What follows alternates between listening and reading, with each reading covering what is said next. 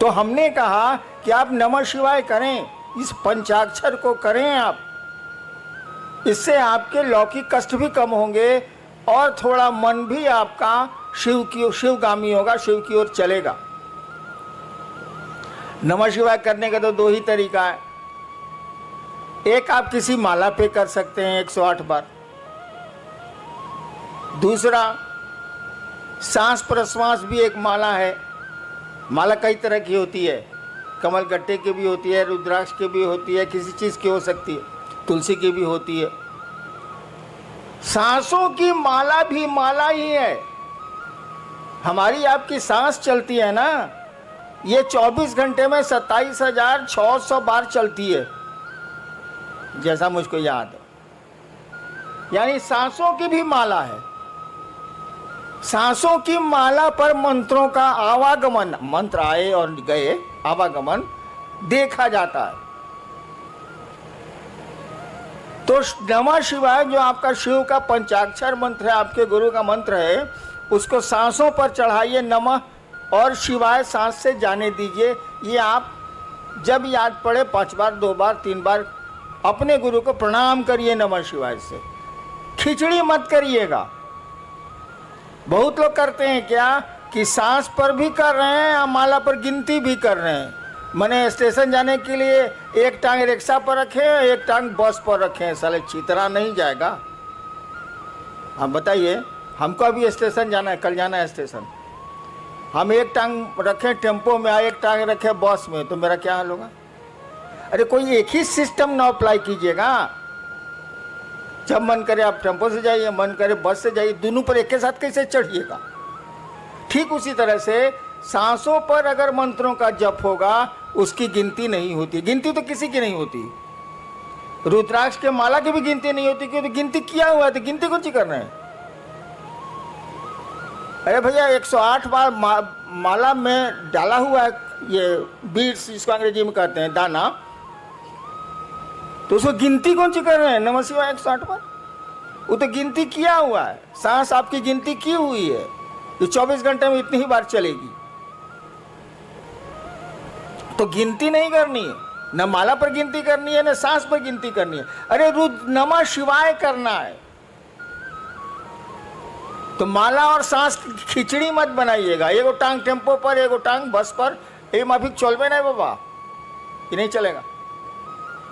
माला पर करिए, स्वतंत्र रूप से करिए, सांस पर करिए, स्वतंत्र रूप से करिए, और करिए तो माने मंत्रों में शिष्यानुभूति पढ़िएगा, मैंने लिखी है। मंत्रों में भाव प्रवेश आवश्यक है। यानी आप नमः शिवाय किए, सोच रहे हैं खिचड़ी पकी कि नहीं पकी, ये तो मंत्र जप नहीं हुआ। नमः शिवाय किया तो सोचिए कि अपने शिव को, नमः शिवाय का मानी क्या है? शिव को प्रणाम। नमः शिवाय किया तो सोचिए कि शिव को प्रणाम आपका मन कर रहा है। सोचिए, शरीर नहीं झुकाना है, हाथ नहीं उठाना है, मन आपका शिव को प्रणाम कर रहा है। दोबारा फिर नमः शिवाय करिए तो सोचिए कि मन आपका शिव को प्रणाम कर रहा है। इस तरह से 108 बार करिए। इस तरह से सांसों पर जपिए। सांस पर जपिएगा तो याद पड़ जाएगा, उसमें दिक्कत नहीं है। लेकिन माला पे, माला जैसे कीजिएगा, खिचड़ी याद आने लगेगी, चोखा याद आने लगेगा, अचार याद आने लगेगा। इसीलिए सोचिए कि नमः शिवाय का अर्थ होता है शिव को प्रणाम। आपका मन शिव को प्रणाम करे, तब नमः शिवाय का अर्थ हुआ, नहीं तो नमः शिवाय का क्या अर्थ? नेक्स्ट। मुंबई से भाई उर्वेश, इनकी जिज्ञासा है कि शिव भगवान और शिव गुरु में क्या अंतर है? कोई अंतर नहीं है। भगवान शिव और शिव गुरु में क्या अंतर है? महाकाल और महादेव में क्या अंतर है? अघोरेश्वर और शिव में क्या अंतर है? अरे एक ही सत्ता के कई काम हैं, इसीलिए कई नाम हैं। सत्ता तो एक ही है। मैं ही हूं, मैं एक हरिनारायण। मैं सरकार में ज्वाइंट सेक्रेटरी भी था, गाड़ी भी अच्छी चलाता हूं, पिस्टल भी बढ़िया चलाता हूं। तो आप कहेगा कि एक बार मैं गया था सीवान, तो गाड़ी खुद चला रहा था, एडीएम था उसमें पटना में मैं। सीमान गाड़ी बैक कर रहा था, बाजार का दिन था, कुछ महिलाएं थी, हमको कोई चिंता, गांव कितना जाते हैं हम। तो पीछे से किसी महिला ने कहा, ए ड्राइवर साहब लौको तो नहीं खे। हमारा साथी बगल में बैठा हुआ था कि है बॉस, आपको तो एडीएम से ड्राइवर बना दिया, तो जैसा काम कीजिएगा वैसा ही नाम न होगा। तो शिव गुरु और शिव भगवान शिव या कोई शिव का जो रूप है, सभी रूप उन्हीं के हैं, उसमें कोई फर्क नहीं पड़ता है, काम अलग अलग है, सो दिमाग में रखिएगा। गुरु से मांगिएगा तो जो चीज़ आपके लिए गड़बड़ हो जाएगी भविष्य में वो नहीं देगा। महादेव से मांगिए तो लोग की शक्ति दे दिया ना, रहा न कोई रोन हरा। क्या मांग रहे हैं, किससे मांग रहे हैं, एक ही आदमी वो। गुरु से मांगिएगा तो वही देगा जो आपके लिए शुभ होगा। महादेव से मांगिएगा तो मांगिए, वहां पहुंच हो गई तो जो मन करे सो ले लीजिए, लूटा जाइए चाहे लूट लीजिए। महाकाल से मांगिएगा तो उतना किसी से दोस्ती करता है ना दुश्मनी करता है, कालनी संगी होता, उसकी संगति किसी से नहीं होती है। कहा जाता महाकाल तेरी दया भी छलना है। महाकाल से दया मांगिएगा तो वो छल देंगे। कहे काल किसी का दोस्त होता ही नहीं, न किसी का दुश्मन होता है न किसी का दोस्त होता है। सत्ता तो वही एक ही शिव हैं, वही ज्ञानदाता के रूप में गुरु हैं, वे ही महाकाल हैं, वे ही सब कुछ। नेक्स्ट, ये सूरत पांडेसरा जगह है, भाई आशीष सिंह हैं, इनकी जिज्ञासा है कि आओ चलें शिव की ओर, इस पंक्ति का भावार्थ समझाने की कृपा करें। भावार्थ, शब्दार्थ नहीं बुझा रहा है। एक बार ऐसे ही हमने बोल दिया था, कैद मांगी थी रिहाई तो नहीं मांगी थी। अब चर्चा में इस पर जिज्ञासा हो गई हमको कि इसका क्या अर्थ हुआ। हमका महाबकलोल है सब। अरे कैद मांगी थी मैंने जेल मांगा था, इस साला हमको छोड़ कर दिया, ये पूछना क्या है। कैद मांगी थी रिहाई तो नहीं मांगी थी। हम कहा था कि महादेव से कहा है कि हमको बांध के रखिए अपने शिव भाव में, आप छोड़ देते हैं तो धरती हमको पेड़ देती है, इसीलिए कहा था कि कैद मांगी थी रिहाई तो नहीं मांगी थी। ठीक उसी तरह से मैं एक दिन चर्चा करके उठा, नहीं उस दिन मैं कुछ बोला ही नहीं। अचानक हमने कहा किसी को कुछ कहना है तो कोई कुछ नहीं बोला, तो हमने कहा हमको कुछ कहना है, और हमने एक शब्द कहा था, एक वाक्य कहा था, आओ चलें शिव की ओर। वही आजकल आपका स्लोगन भी हो गया है, आओ चलें शिव की ओर। मैंने ही कहा था ऐसे ही कि आओ चलें शिव की ओर। अरे धरती पर आए, यहाँ से जाना है ही, यहाँ बहुत सारा काम करते हैं हम लोग। एक काम और करें कि मन को समझा लें कि चलो शिव की ओर यार, कहाँ फंस गए हो। दुनिया में रहो जरूर, लेकिन दुनिया के हो के राह मत जाओ, बहुत खराब स्थिति है। तो आओ चलें शिव की ओर, इसका भावार्थ बहुत गूढ़ है, बहुत गूढ़ है। उस स्टेज पर आपको आना होगा तभी समझ में आएगी बात कि आओ चलें शिव की ओर।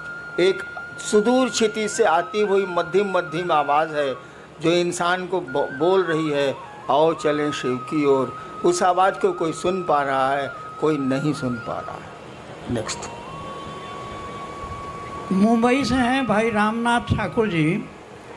साहब श्री कहते हैं कि शिष्य भाव जागरण के लिए, हे शिव आप मेरे गुरु हैं, मैं आपका शिष्य हूँ, मुझ शिष्य पर दया कर दीजिए। इस मूक संवाद को प्रतिदिन बारंबार संप्रेषित किया जाए। कुछ लोग कहते हैं शिव दया शिष्य भाव के साथ ही मांगने पर गुरु दया करेंगे। कृपया स्पष्ट किया जाए कि दोनों विरोधाभासी क्यों लगते हैं। ये बात ही, सवाल ही हमको स्पष्ट नहीं हो रहा है। क्या इसका अर्थ क्या हुआ, सवाल का अर्थ क्या हुआ। अरे आप समझाइए ना क्या इसका माने हुआ।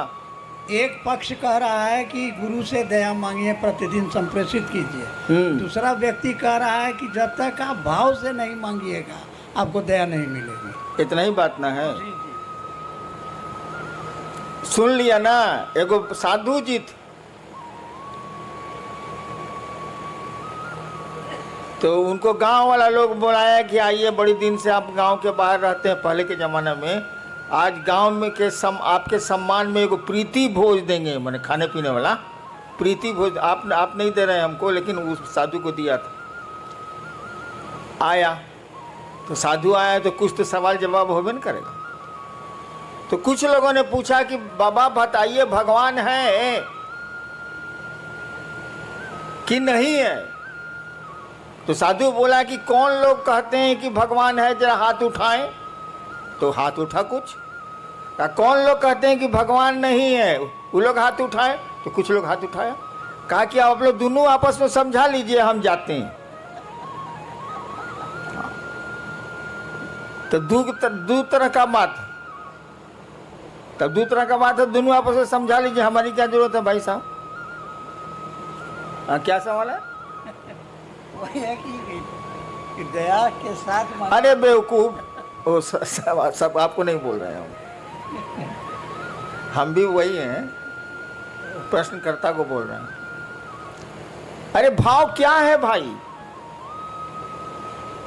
पत्नी का भाव है आप में, पुत्र का भाव है आप में, पिता का भाव है आप में, है? मेरा का भाव है कि आपकी चप्पल कहाँ है, आपके पॉकेट में पैसा कितना है, आपका घर कहाँ है, घर कौन सा है, सब पहचानते हैं आप। पैसवा नहीं बोल रहा है कि ये भैया ये भैया ये भैया हम 502 रुपया बनी। आप जानते हैं कि 502 रुपया मेरे पॉकेट में है, इसलिए कि आपका पैसा है वो। एक चीज होती है विचार, एक चीज होता है भाव। विचार दिमाग से उठते हैं, थिंकिंग है विचार, थॉट है। यह विचार कि हे शिव आप मेरे गुरु हैं, एक विचार है ये। लेकिन देखिए वाक्य में हे शिव आप मेरे गुरु हैं, ये मेरा आपका छिप रहा है। जहां मेरा सामने आया कि मेरे गुरु हैं, तब फिक्र हो जाएगी कि मेरी चप्पल कहाँ है, मेरा महादेव कहाँ है। और जब ये बात आपके दिमाग से दिल में उतरेगी तो भाव कुछ नहीं है बाबू। जो बात दिल से उठती है वो भाव है, जो बात दिमाग से उठती है वो विचार है, और कुछ नहीं है। तो कहा गया कि विचार को बार बार अपने दिमाग में आने दोगे तो ये दिल में प्रवेश कर जाएगा। उदाहरण दें, हम लोग बहुत जगह अफसर रहे हैं, बाबूजी भी अफसर रहे हैं, तो बदली होती रहती थी, अफसर कॉलोनी थी। पत्नी ने एक दिन आपसे कहा कि जो पड़ोसी है ना अफसर, वो बढ़िया आदमी है, सो आज केला भेजा था बच्चों के लिए। ठीक, ये विचार है, सूचना आपको मिली है। फिर दूसरे दिन पत्नी ने कहा कि उसकी बीवी कद्दू भेजी है सब्जी के लिए। खाली आपके दिमाग में न्यूज आ रहा है, विचार आ रहा है। धीरे धीरे आपको लगेगा कि पड़ोसी बढ़िया आदमी। एक दिन आपकी पत्नी ने कहा कि देखिए ना उसको बुखार लग गया है उनके बचवा को, तो आप कहेगा चलो न दिखाते हैं। देखिए अब दिमाग से बात दिल में आने लगी, उसके बच्चे को देखने आप जाने लगे। इसका उल्टा देखिए, आपका बच्चा फूल तोड़ने पड़ोसी के यहाँ गया, डांट दिया पड़ोसी ने, आके आपको बोला कि मम्मी मम्मी मम्मी हमको डांट दिया, फूल तोड़ने गए थे। ठीक, एक सूचना आपको मिली, एक विचार आपके दिमाग में घुसा। फिर दूसरे दिन ऐसा ही कुछ हुआ, फिर तीसरे दिन ऐसा ही कुछ हुआ। 5 दिन के बाद आपको मालूम हुआ कि वो स्कूटर से जा रहा था, उलट गई स्कूटर, टांग टूट गया। आपको कहा ठीक हुआ साले, ठीक हुआ साले। देखिए अब दिमाग से, अखबार का न्यूज़ नहीं है ये, अखबार में रोज एक्सीडेंट होता रहता है, आप कहाँ कुछ सोचते हैं। यानी आपके दिल में बात आ गई, अब ये दुश्मनी का भाव पैदा हो रहा है। वहाँ दोस्ती का भाव पैदा हो रहा था, यहाँ दुश्मनी का भाव पैदा हो रहा है। तो भाव कुछ नहीं है, जो बात दिल से उठती है वो भाव है। शिव मेरे गुरु हैं, ये बात अगर दिल से उठती है तो ये भाव है, अगर दिमाग से उठती है तो ये विचार है। जब तक भाव में नहीं जाएगी ये बात, कहा ही जाता है कि आध्यात्म की किसी भी गाड़ी का पेट्रोल भाव होता। शास्त्र हमारे कहते ही हैं, भावेन लभते देवता भावेन देव दर्शनम। शास्त्र कहते हैं भारत के कि भाव से देवता मिलते हैं, भाव से देवताओं का दर्शन होता है। तो आध्यात्म की कोई गाड़ी का पेट्रोल भाव ही है, विचार नहीं। शिव मेरे गुरु हैं, ये विचार रिजल्ट नहीं देगा, लेकिन जब मन में बैठ जाएगी बात कि शिव मेरे गुरु हैं, मेरा गुरु है, वो रिजल्ट आने लगेगा। नेक्स्ट जिज्ञासा नहीं है, एक निवेदन है। मध्य प्रदेश से रीवा से भाई अशोक आप लिख रहे हैं कि आज 3 साल से रीवा वो सिद्धि जिला में महादेव का काम हम लोग कर रहे हैं। एक तरफ से शिव को गुरु मान रहे हैं और एक तरफ से लोग छोड़ रहे हैं। हम लोग आशीर्वाद लेने आए हैं कि रीवा व सिद्धि में महादेव का काम बढ़े। साहब आशीर्वाद। एक तरफ से लोग मान रहे हैं, एक तरफ से छोड़ रहे हैं। मैं महादेव का काम 40 साल से कर रहा हूँ, और महादेव करा रहा है, हम कल करेंगे। कितने आए कितने गए। अंग्रेजी में एक कविता है, men may come and may go, men may go. लोग आते हैं जाते हैं, but I go on forever. मैं जाता हूं तो हमेशा के लिए जाता हूं। तो किसकी चिंता करोगे, कौन आया कौन गया। महादेव की दया जिस पर हुई वो रहेगा। हैं लोग कि नहीं मेरे साथ। मैं इनका विद्यार्थी था कॉलेज का 67 में। यही मंडल जी पढ़ रहे हैं जिज्ञासा। इनको मैं जबरदस्ती, उस समय शिव गुरु नहीं थे मेरे, जबरदस्ती एक दिन श्मशान ले जाता था, दूसरे दिन कब्रिस्तान ले जाता था। 1 साल कंटिन्यूअस। जबकि मेरे प्रोफेसर लेक्चरर थे, मैं विद्यार्थी था इनका फर्स्ट ईयर का। इनको मैं ही पकड़ के ले जाता, चलिए मसान। तो जिसको टिकना है वो टिकते ही हैं, जिसको नहीं टिकना है उसको कितना टिकाओगे। हाँ, महादेव से दया जरूर मांगो कि सभी टिकें, सभी रह जाएं, कोई छूटे नहीं, कोई टूटे नहीं। कोशिश तो हम लोग यही होनी चाहिए। करो, आगे बढ़ो। भाई मनोज सिंह है सूरत से। क्या शिव को गुरु बनाने के उपरांत भी पारंपरिक गुरु दीक्षा लेना आवश्यक है? किसी भी अनुष्ठान या मुहूर्त में लोगों द्वारा पारंपरिक दीक्षा द्वारा शरीरधारी गुरु द्वारा गुरुमुख होने का दबाव बनाया जाता है। भाई मेरे भी बिया में बनाया था। आप यही नहीं कह रहे हैं, कोई सब अनुष्ठान करने के पहले पंडित मैंने कहा जाता है कि आपके गुरु कौन है। मेरी शादी एस्टेट में है, चली गई पत्नी मेरी शादी में भी यही हुआ था। एस्टेट का पंडित था, पंडित जी थे बेचारे, मर गए, कहा हम था। बोले आपके गुरु बउआ जी कौन है? तो हमारी तो बोली तो भाई सिवान वाली थोड़ी खराब है। हमने कहा कोई साला मेरा गुरु नहीं है।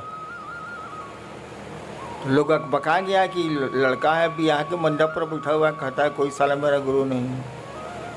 तब मेरी पत्नी से पूछा, उस समय पत्नी हुई नहीं थी, वो होने वाली थी 2 घंटे के बाद।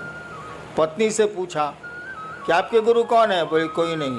तो पंडित जी बोले कि चलिए शिव को गुरु मान लीजिए। हम कहा मैं नहीं मानूंगा। पत्नी ने कहा हम मान लेंगे। इसीलिए बाद में कहती थी कि आपसे हम सीनियर हैं। हम कहा तुम ब्याह करने के लालच में मानी हो, हम लालच में नहीं माने। हाँ, तो हम बिना गुरुए के ब्याहो कर लिया, तुम इसी की चिंता में पड़े हो जी। बट इससे बड़ा कोई अनुष्ठान होता है ब्याह से ज्यादा बड़ा? मस्ती तो रहो। कहो कि शिव मेरे गुरु हैं, दीक्षा की क्या जरूरत है? गुरु की दया ही दीक्षा होती है। दीक्षा का मानी समझते हो यार? जी, एक कई लोगों की ये जिज्ञासा है, जिसमें मुंबई कल्याण से हैं भाई सुनील मौर्य। तो शिव को गुरु बनाने के बाद भी कठिनाइयाँ पीछा नहीं छोड़ रही, इसकी क्या वजह हो सकती है?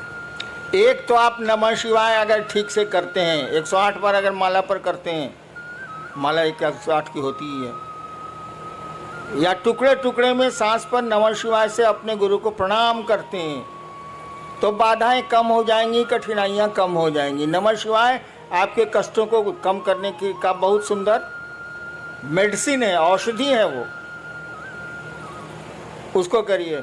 और जहाँ तक कठिनाइयों का सवाल है, जान लीजिए इस जगत में कोई आया है तो उसको ज़िंदगी में अच्छी खराब दोनों सड़कें मिलनी ही मिलनी है, कोई उपाय नहीं है।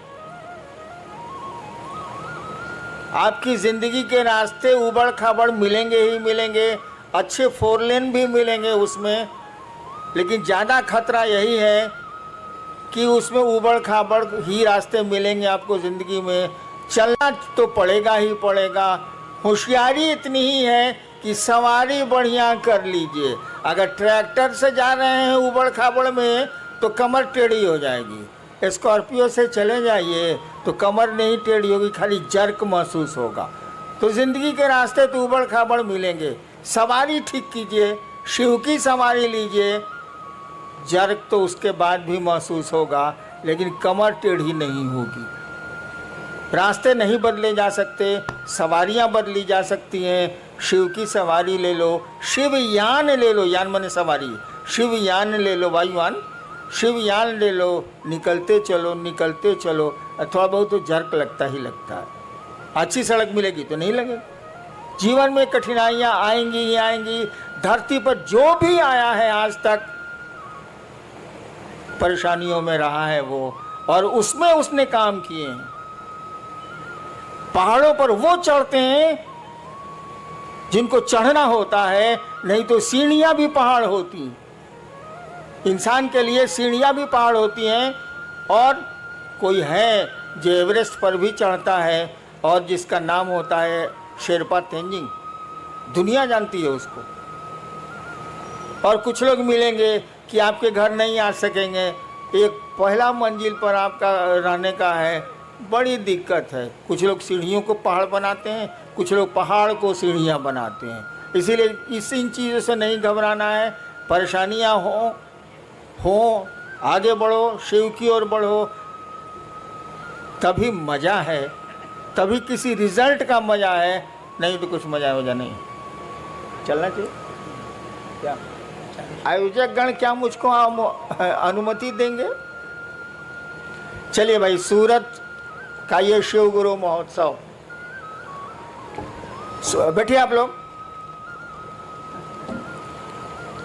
एक मेरी दिल की इच्छा बताता हूं आपको, शायद पूरी हो पाए या नहीं, आप कर पाए कि नहीं। सूरत में मैं शिव की सूरत देखना चाहता हूं, उस महादेव की।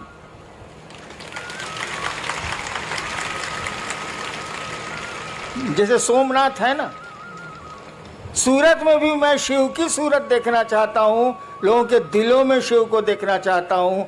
आप मदद करें, आप सहयोग करें, महादेव दया करें। आपको प्रणाम।